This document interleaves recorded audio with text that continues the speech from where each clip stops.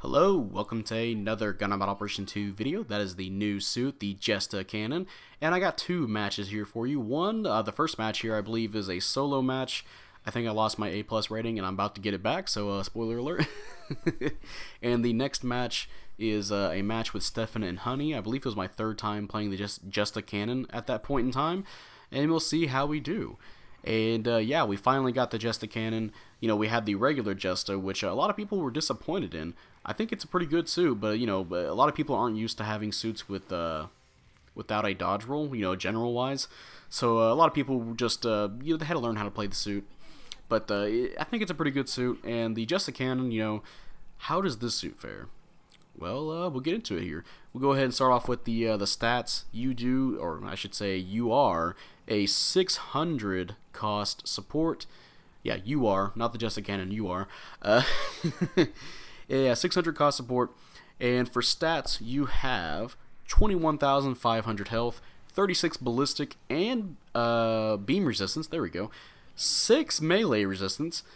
43 range strength, 5 melee strength, 120 movement speed, 185 boost speed, 60 thruster gauge, and 63 turning speed, which turns into 72 in space. Nice. And for slots, you have 9 close, 20 mid, and 15 long range slots. And obviously, the suit is, you probably don't want to go in a close range with this. It does have certain skills and weapons that do help it in close range.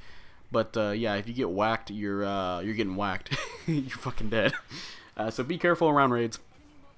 For builds that I've done, I kind of just stuck to one this time. Usually I kind of experiment a little bit, but I like the resistances I had already with the ballistic and beam both being set 36.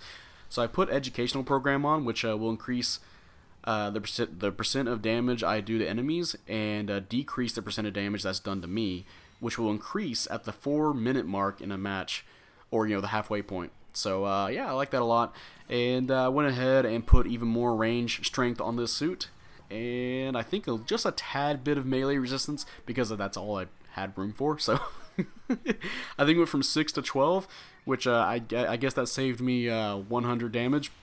Oh, well, I don't know what. I don't know how much the damage goes up from that, but yeah, I worked fine with it, right? But I have seen some other builds, like you can do a reload part build, because there are a lot of ammo-based weapons on the Jesta cannon, so you can do reloads, all that good stuff. You can make it even more tankier if you want to, like if you want actually like just more than 36 ballistic and beam. So there you go. There's a few builds you can do with this. Now we go on to the weapons. So yeah, for primary weapons, you have the Jesta cannon beam rifle GN, which is 900 damage per shot with 6 rounds, 450 range, and you can charge it. And honestly, I thought this was a beam spray gun when I first used it, but I was like, oh wait, hold on, this is different. It does more damage. It does fire kind of quickly, and it has ASL, which you guys, if you guys don't know what ASL is, that's a little circle that that's around the reticle, a little faint circle.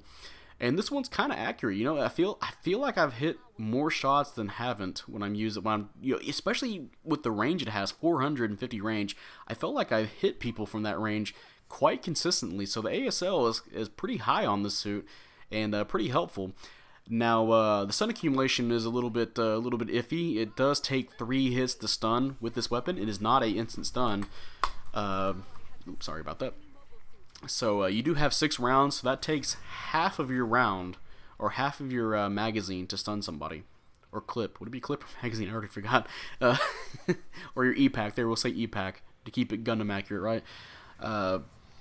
So half of your E-Pack to get a stun. Or fuck, well, is E-Pack actually just an individual round? Oh, fuck, okay. Whatever, you know what I mean. Next weapon. Oh, I should say that you can charge it to get a instant stun, and it does do significantly more damage when you do charge it. And I think you actually get a increase in range as well. But the next weapon here is your melee weapon. You have the Jesta cannon beam saber, which is 2,200 damage, and it shares the same moveset as the regular Jesta. And of course, since you're a support, you only get 1 melee swing, and you do have, I believe, 1 melee priority.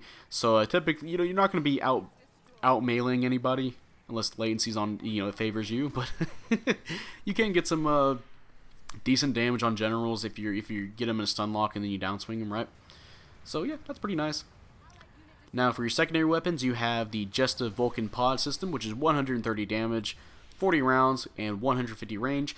It does take 20 hits to stun with that, so that's, again, half of your ammo. I think that's the word I was looking for, was ammo. It takes half your ammo to stun, and they are Vulcans, so they do ballistic damage, and they do a lot. Since you're a support with a high range stat, I assume that you'll put a whole bunch of range stats on this. With 130 base damage. So yeah, you'll be doing pretty decent damage against somebody. You can use that obviously to finish off low health enemies, or take out pilots. Maybe add for stun accumulation when you're getting closer to somebody. So yeah, you got some stuff there. Next weapon is the Shoulder Beam Cannon, which is 1,550 damage, 45% heat rate, 600 range, and you can charge this as well. And yeah, this thing, 600 range, so you can kind of snipe with this. And it has pretty bad stun accumulation, I'm afraid to say. You can overheat this without stunning somebody, and the worst part is if you overheat and use your beam rifle, it takes 2 hits. So yeah, this thing has pretty terrible stun accumulation. The regular beam rifle takes 3 hits to stun. So yeah, overheating your shoulder cannon, yeah, will only just take 2 hits to beam rifle to stun. So yeah, it seems like it's mostly just used for damage at that point. But if you do charge it up, you will get, of course, a lot more damage output, and I believe the range does increase as well. And since you do have precision shelling, which I'm going to go ahead and spoil that as one of its skills, your output actually does increase by a lot, and I think the most I've gotten is like over 5,000 on a general. Of course, it depends on the general, right? But yeah, that's still pretty good. And next weapon here is the Shoulder Multi-Launcher, which is 200 damage, 8 rounds, and 450 range. Honestly, since I had no idea about anything about the Jestas, I thought that was a minigun on its shoulder, but no, that is actually a missile launcher, and it does shoot, again, 8 rounds. It does low damage, 200 damage per shot, but it can go up a little bit because it's ballistic. And 450 range, that's a lot of range on that. It does take, again, half your ammo to stun with that. So actually, it probably has a high. I forgot to try out the shoulder multi-launcher into the beam rifle to see what that stun accumulation is, but it's still pretty high. Out of 8 shots, 4 will get a stun. It is ballistic damage if enemies charging towards you, and of course 450 range. That's you can hit somebody from far away with that. So yeah, pretty nice. And of course you can combo it into these next 2 weapons. Of course, I keep saying of course. I'm sorry about that. Next weapon is the Shoulder Multi-Launcher Flash Grenade, which is 0 damage, 1 round, and 300 range. And before we get into that, this is the end of the match. You can see I'm kind of just basking in the thought that I won because I just stopped firing at the enemy team there. But hey, mission completed, and let's see what we got going on here with the Jesta Cannon. And hey, top individual, almost 5,000. 30 points off, and top assist, and I got shot at the most, which is pretty typical for a new support suit coming out. Actually, I think that might be just I played a little bit closer to the team. But hey, first place, 6-1, and hey, we got a rating back, so nice. And now we're on to the second match here with Stefan and Honey. And now we go back to the flash grenade, and this is one of the best flash grenades in the game. I don't really like the flash grenade as a weapon, like the ones that you can throw as a hand grenade, like on the Methus and the Jim Quell. However, this suit does fire in a straight line like a missile, and you can move while using it. And it does have a pretty decent range, 300 range. So yeah, it does do no damage, and it doesn't really work if you hit somebody with shields or if they have shock dampeners. But yeah, that's still a stun you can do, a pretty easy stun. I think I've gotten more stuns with this flash grenade than any other flash grenade in the game. So I like that a lot. And of course, you can use that for combos, of course, as we mentioned. Next weapon is the Leg Mounted Grenade, which is 600 damage, 6 rounds, 400 range. Unlike the other ammo-based weapons here where it takes half, this one actually takes all 6 rounds to get a stun, unfortunately. But it does do a lot of damage, especially if you're using your precision shelling or precision... you can use shelling as well, and precision sniping. You will get a ton of damage out of it. At least over 1,000 I've come to see when I'm using my range build against suits with low ballistic resistances. And of course, if you have 6 rounds, that's 6,000 damage potentially, so yeah, that's pretty good. So yeah, you can use that for added damage to somebody. Of course, if somebody got downswung by a teammate, you can just use that. So yeah, pretty nice. Next weapon here is the Jesta Cannon Beam Rifle Grenade Launcher, which is 1,300 damage, 1 round, and 200 range. And yeah, it's just your typical grenade launcher, like every other suit that has it. Pretty low range, but it does give you a instant stun. You know, it's a option you can have at closer range against some enemies. And you know, you can combo it with the flash grenade as well, or you know, after a charged beam rifle shot. So there's some decent combos you can do with this. And of course, since it is a ballistic weapon, you will do some pretty good damage with it. And yeah, that's all the weapons there for the Jesta Cannon. Now for the skills, you have radar level 3, you have scope level 3, data link, frontline support system level 2. I believe that's 10%. Off of your spawn point or your spawn timer if another person has that. You have scouting device, so you can zoom in and out when you're zooming in and out. You have or further, I should say, zoom in and out further. You have aerospace gimbal, AMBAC level 2, force injectors. You have balancers, a support with balancers. Wow, it makes it easier to do those combos, right? You have explosive reactive armor. That is if somebody is using a bazooka or some kind of ballistic stunning weapon. If they're using the blast radius to get a stun on you, it will not work. It will not stun you. They have to get a direct hit on you to get a stun, or I think it doesn't include stun accumulation. So if they're using it for stun accumulation, then I think that will stun. But if you're using it, they're just using it to get a quick stun on you, and they use the blast radius, it's not going to work. They have to hit you directly. Stabilization device, I believe that is if you're crouching, you will take, you won't be stunned as easily. However, you will, I think you could absorb a few instant stuns, right? However, you can't tackle while you're crouched, which is unfortunate.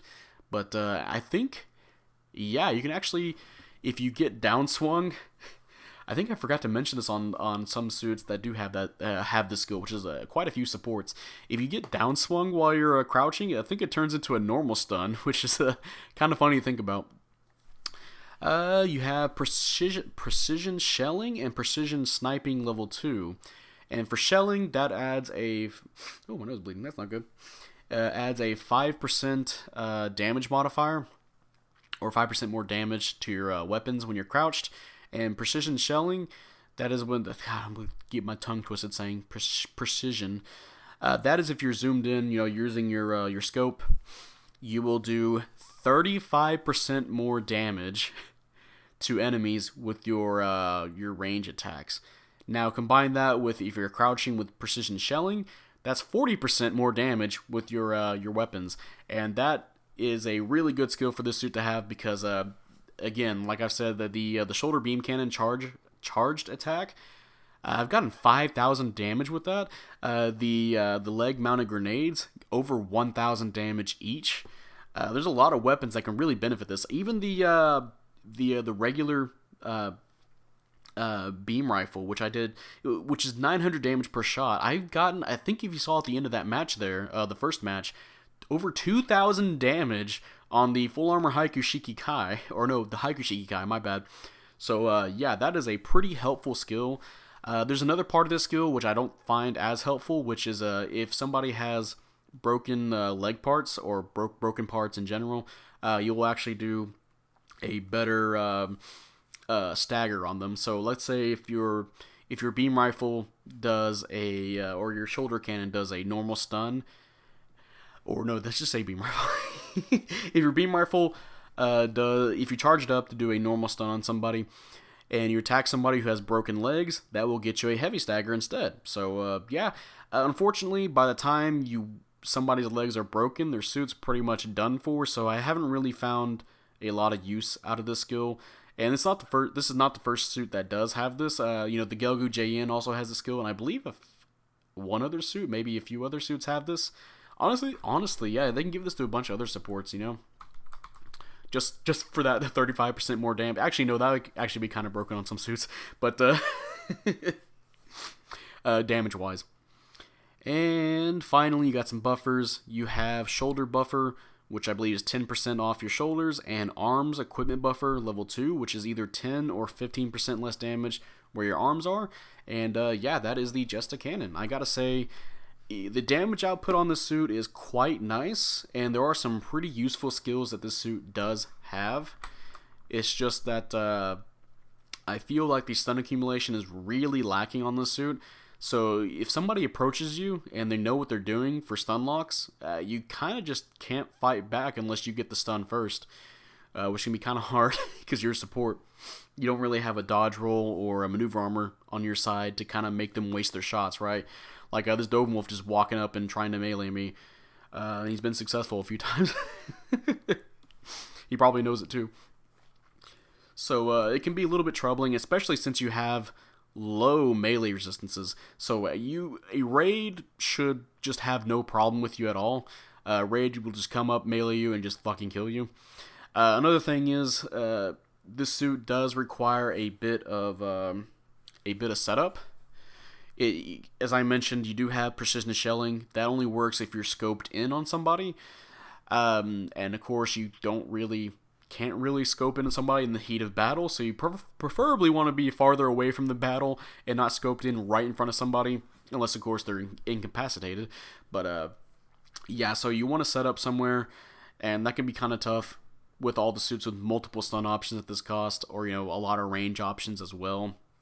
Other supports, so it can be kind of tough to set up for this suit, but when you do get it set up, you preferably want to play with a coordinated team. And when you do get that coordinated team, this suit can actually deal a ton of damage.